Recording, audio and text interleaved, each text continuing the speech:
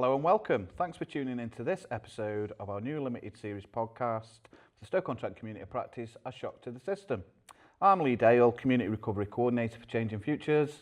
And I'm Sofia Fedorovich, the Learning Lead for the Stoke-on-Trent Community Practice. Across this series, we'll be joined by inspiring guests to have honest conversations as we shine a light on the challenges in practice for people working in the multiple disadvantage field. A community of practice brings people together to learn, reflect and act. Ours unites frontline workers, people with lived experience and others across health and social care, housing and the voluntary sector, all focused on improving support for people experiencing homelessness, substance use, domestic abuse, health challenges or involvement with the criminal justice system. So we're here to ask some tough questions, to challenge assumptions and to share real stories about what works and what doesn't.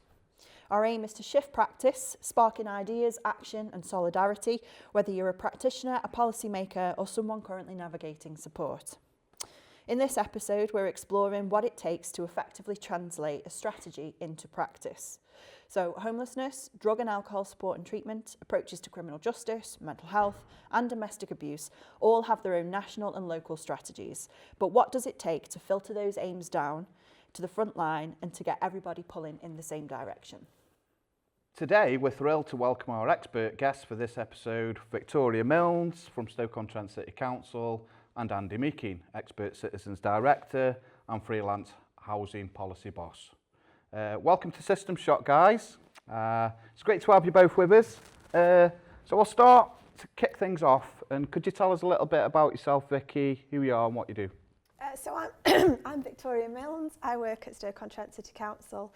I'm a commissioning officer, so that means effectively that I commission services for homelessness and vulnerable adults across Stoke-on-Trent, and hoping that that's kind of the best thing for them, and try to involve as many people and as many partners as possible to do that. I also get involved in writing strategies, policies and that sort of thing. Brilliant, thank you. Same to yourself, Andy. Would you like to introduce yourself? Yeah, I'm Andy Meakin. I'm a director at Expert Citizens, which promotes the value of lived experience in all of those contexts that we're going to be talking about today. And my background is in service delivery, so I delivered a service called Voices for people experiencing multiple disadvantage for 8 years. And prior to that, I did a very similar job to Vicky's in local government, commissioning supported accommodation services in 2 local authorities over 10 years. Thank you for introducing yourself, guys. We're excited to explore strategy to practice with you, but before we do that, we're going to hear from a Stoke-on-Trent Community of Practice member, Peter Dartford.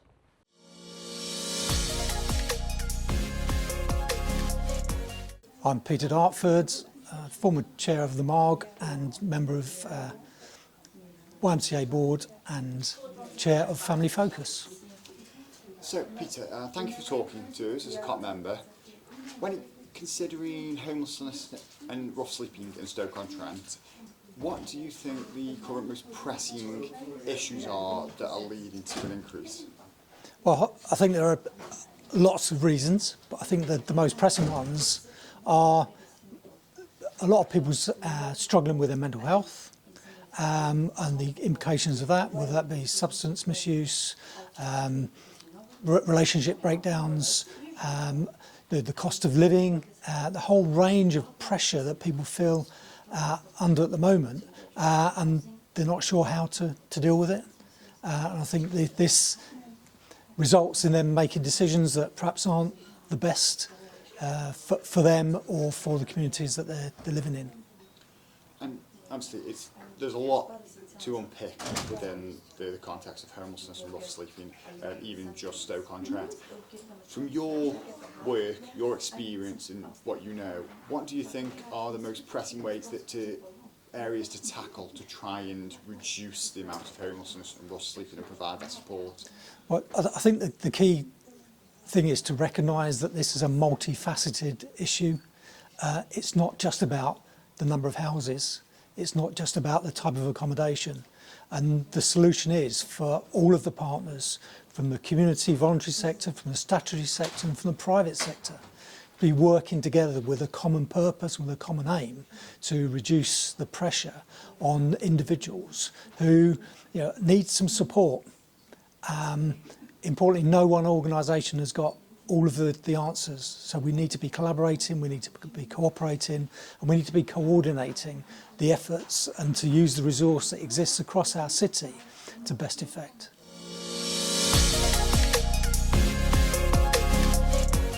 Thanks, Peter. So that's Peter Dartford reminding us how important multi-agency working is to this topic.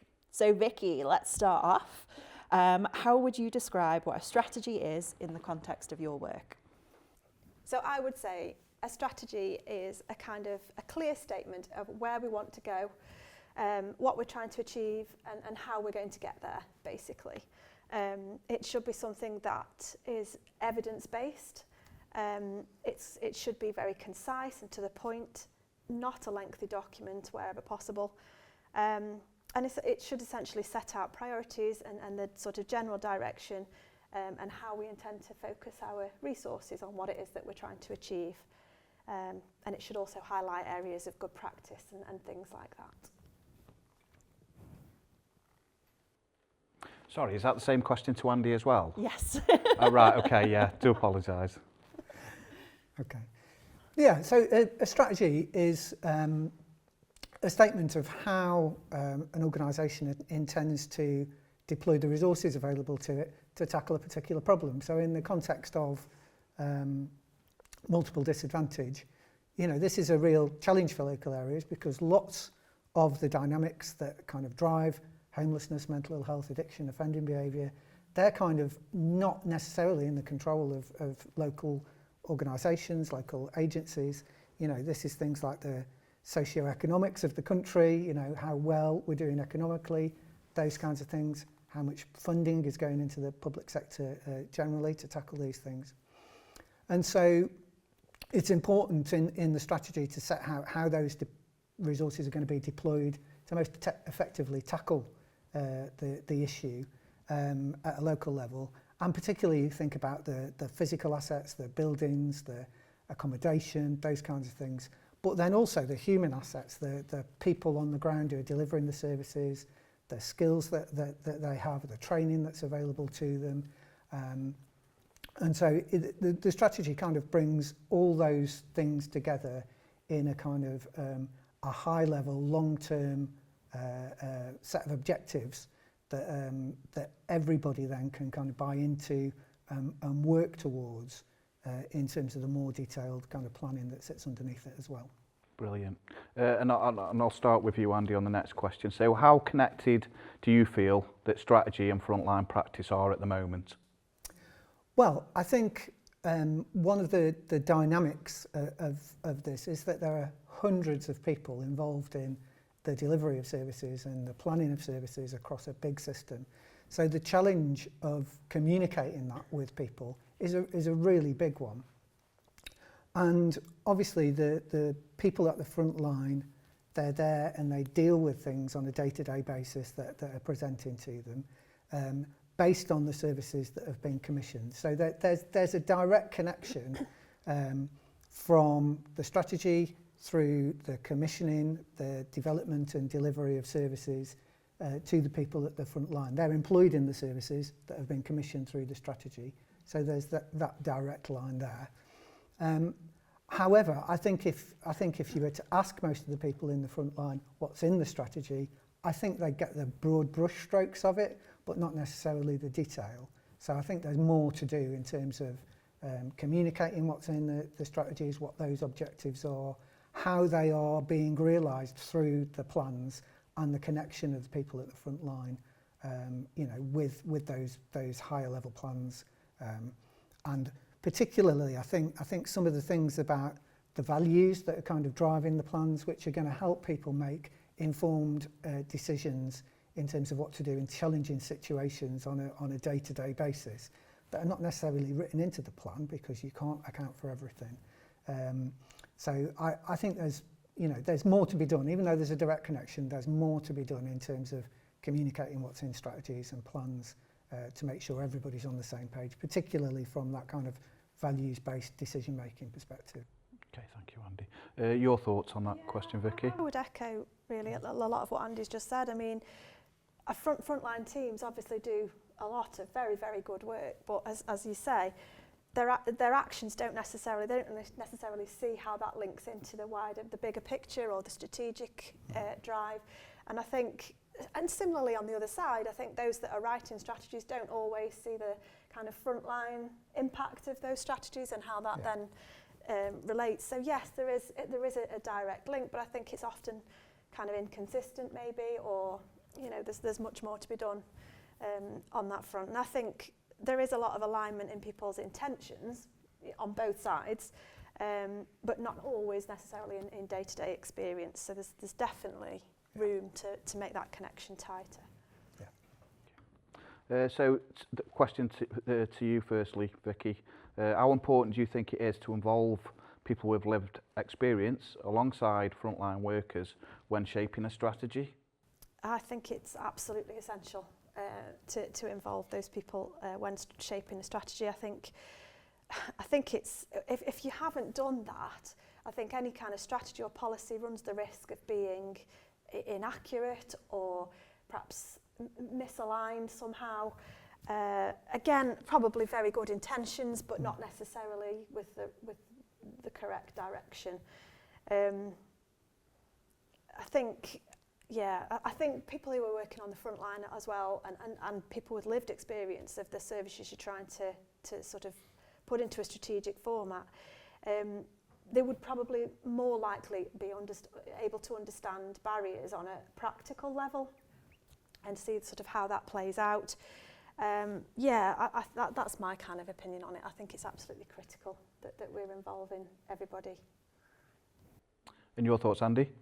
Yeah, I agree entirely with Vicky. I think it's absolutely vital to involve people who are using the services and delivering the services in the formulation of the policy, the strategy, the commissioning intentions and objectives, the action plans that are around those, and having that kind of cycle of constantly checking, whether it's delivering what was set out to be delivered, and also, I think something that's sometimes overlooked is what is the psychosocial impact of the service that's being delivered. How is it making people feel about themselves? How is it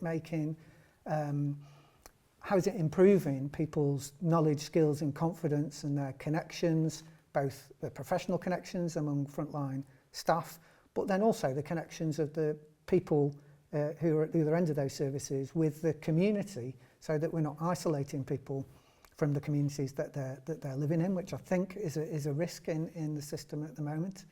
And so it's crucial that you get that top-down communication that I was talking about in the previous question, but also the ground-up communication. What's really happening on the ground for people? One of the real challenges in public sector services has been the attribution. People are, they're the subject of a lot of different interventions, from mental health services, from housing services, from drug and alcohol services. So, the organisations have always struggled to identify, well, which service is having the biggest impact? Well, how are you going to know that unless you go and ask people? So, that asking people, getting that feedback is absolutely crucial. Thank you, Andy.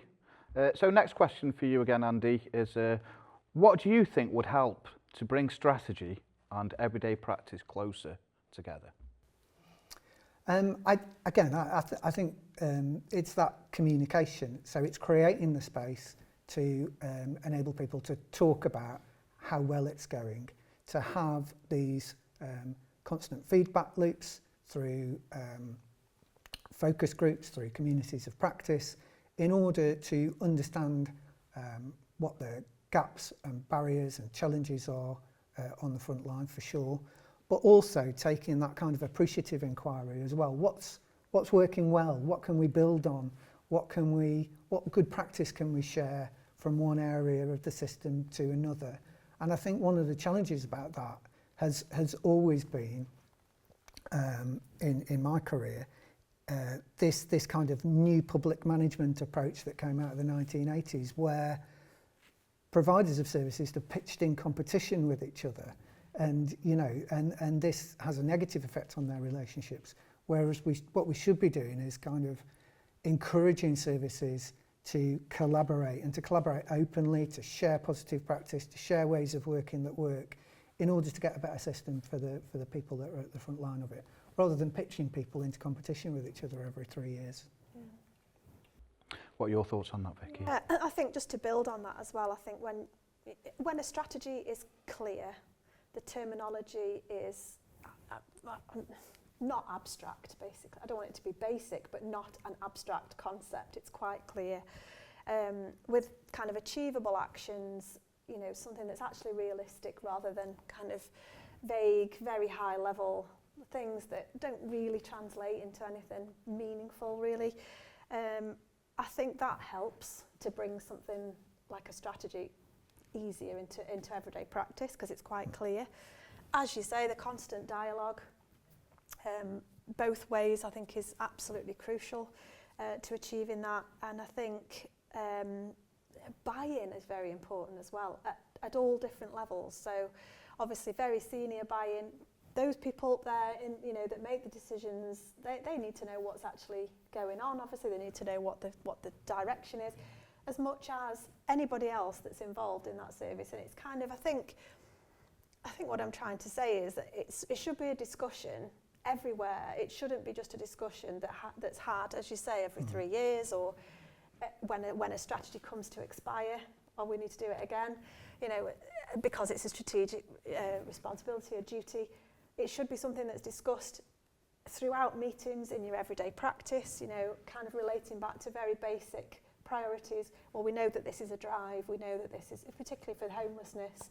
I think the simpler the better, really. I think that's the kind of main point that I'm trying to make, and that it should be discussed at all levels.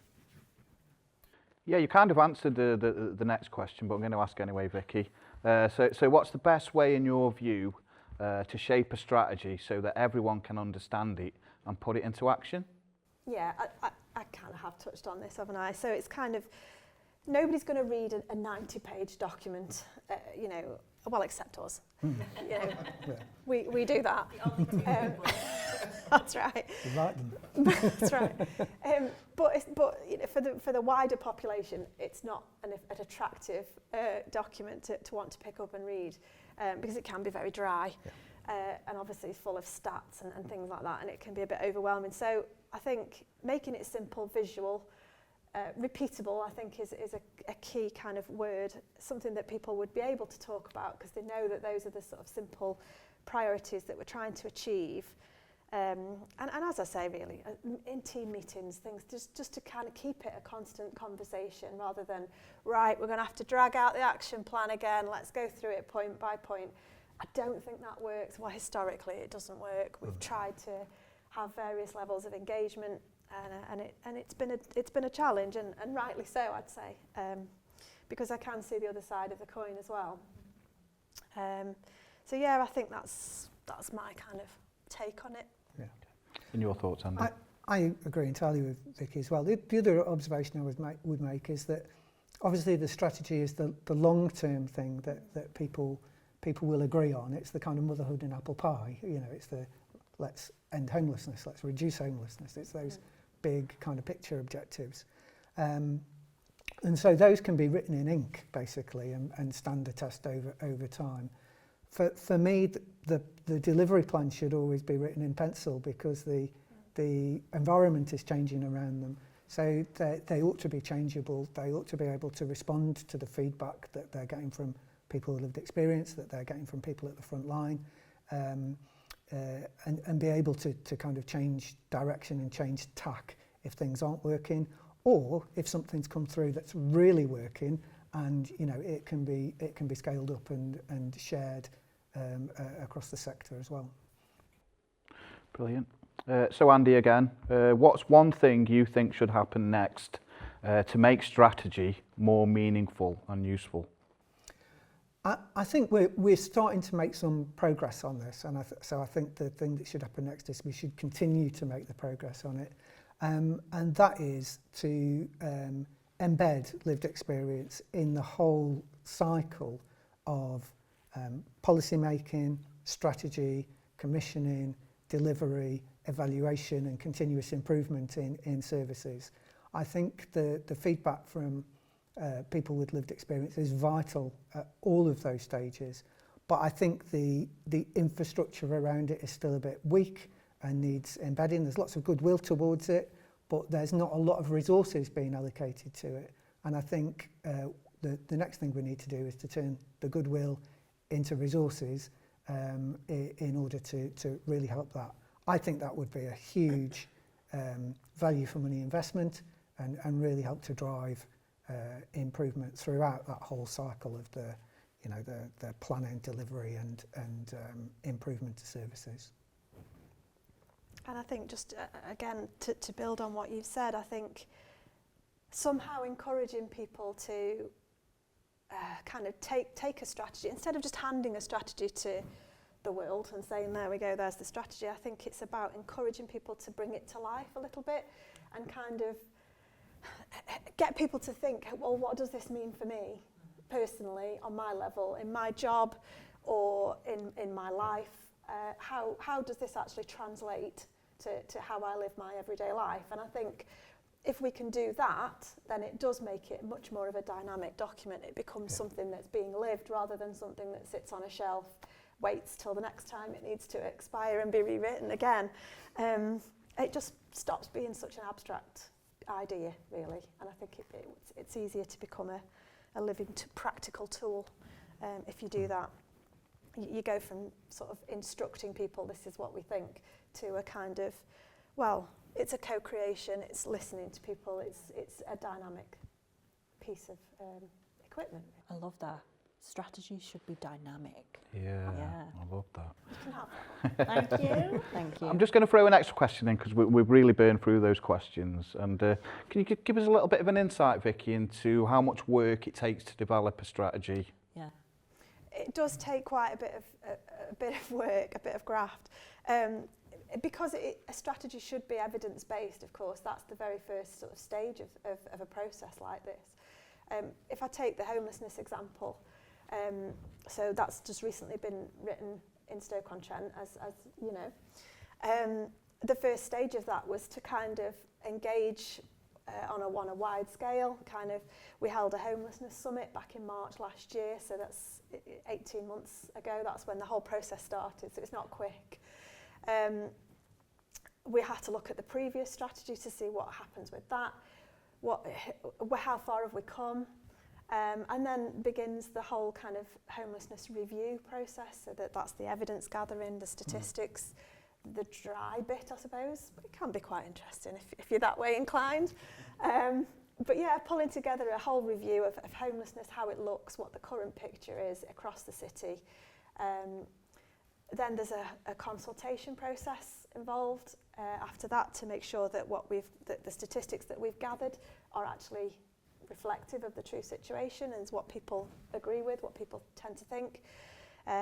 So we went out on a public scale with that review document. Again, it was a very long document, so we didn't expect people to read it in its entirety.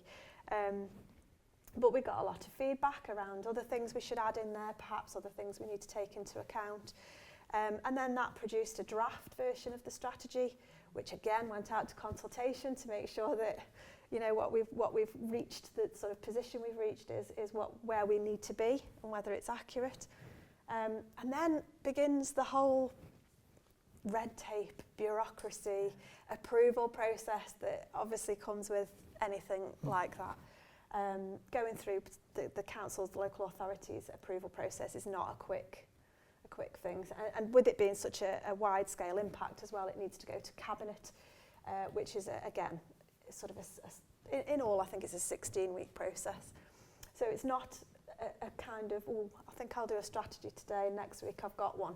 It's a very long, drawn-out process. But I think, as we've discussed, I think if you get, you know, the bones of it correct, then you could end up with a really good document that becomes quite practical.